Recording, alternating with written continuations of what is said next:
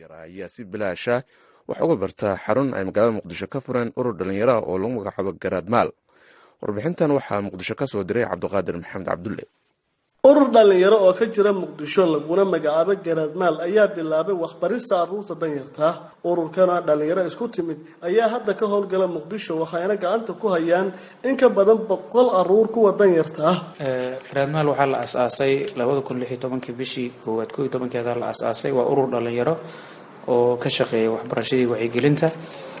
wuxuu waxbaraa dhalinyaro aanan awoodin inay waxbarashada isaga bixiyaan, isugu jira rajo, agoon iyo danyar. qaybo kala duwan ayay u dhigaan. ilaa maalinka aasaasnay dhaxdaan waxyaabahan ka shaqeynaa waxaa ka mid ah waxbarashada iyo wacyigelinta annagoo qaybo kala duwan u sameyn. tusaale kale waxbarashadu waxaan u sameynaa 7 saac oo kale arday waxaa soo gasha bilow ah oo 2 maado qaadato. 8 saacna waxaa soo gasha arday qaadata 4 maado. 9 saacna waxaa soo gasha 4 arday fasalka 4aad dhigata oo dugsi hoose ah. marka qaybahaasaan waxbarnaa annaga oo uga faa'iideynayno aqoonteennii aan baranay dadkeena Soomaaliyeed ee aanan awoodin inay waxbarashada iska bixiyaan. haddaba sidee ugu dhalatay dhalinyaradan inay bilaabaan tilaabadan iyagoo ka duulay waxbarista carruurta danyarta ah? markaan sidaad ogtahay markaad iskuul dhiganayso oo iskuulka aad fasalkaas ku jirto, fasalkaas waxay isugu jiraan dad qaybaheeda kala duwan. waxaa arkaysaa arday waxbarashadii rabo oo fasal kula dhigto oo aan awoodin inuu waxbarashada iska bixiyo.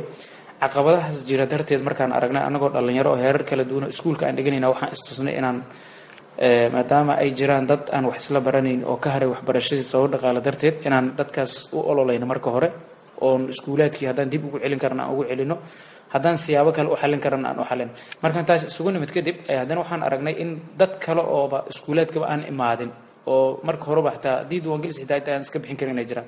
markaasna waxaa isniri marka haddaan kuwan xallin kuwan kale iyagana guryaha jooga aan u samayn inay wax barno.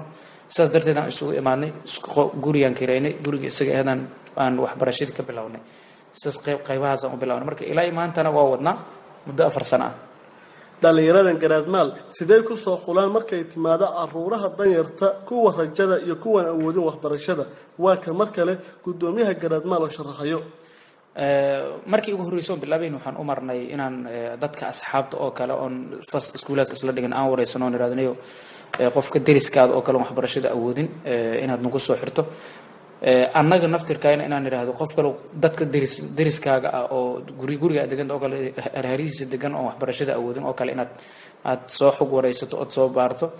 maalmihii ugu horreysaysan ku wadnay. markii dambana iskuulku waa la bartay dadka iyagaaba inay noo yimaadaan inay nala soo xiriiraan oo nambaradeena soo wacaan oo yiraahdaan ardayaan haynaa qof deriskeena oo saas u dhibaataysanaa jiro inaad wax ka qabataan.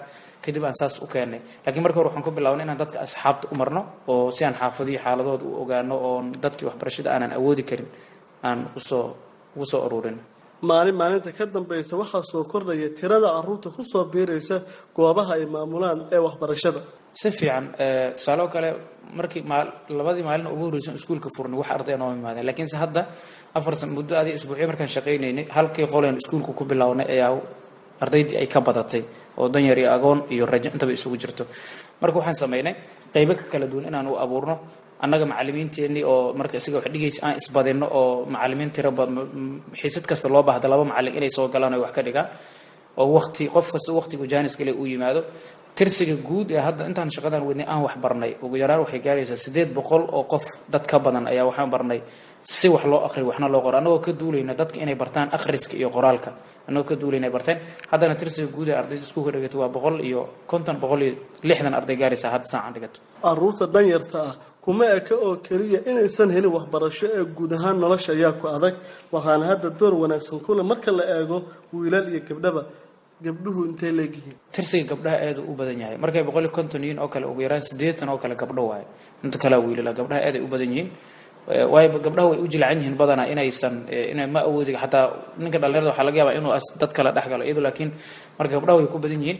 waxaa kaloo jirta jimco iyo khamiis oo kale inaan barno xirfad cilaan saar oo kale gabdhaha fursad aan ugu faa'iideynay oo qaar kamid ah hadda ay barteen oo kuba shaqaystaanba oo annaga dad naga mid ah oo gabar naga mid ah ay dhigto oo maalmaha jimco khamiista oo kale ilaa iskuulka 5 beri u shaqeeya maalmaha jimco khamiista oo kale aan barnay adoo ugu yaraan 40 ilaa 50 arday u dhaxaysa way ka qalin jimay qaar kamid ah way ku shaqaystaan kooraskaasna oo qabanaa oo maalmaha jimco khamiista aan siino farsamada gacanta oo cilaan saarka gabdhaha lagu barayo. muqdisho waxaa ku hareeraysa xaryo barakac ay degan yihiin kumanaan barakacayaal oo ka yimid deegaano ay ka jireen daruufo adag. fariinta uu diri lahaa dadka Soomaalidu maxay tahay?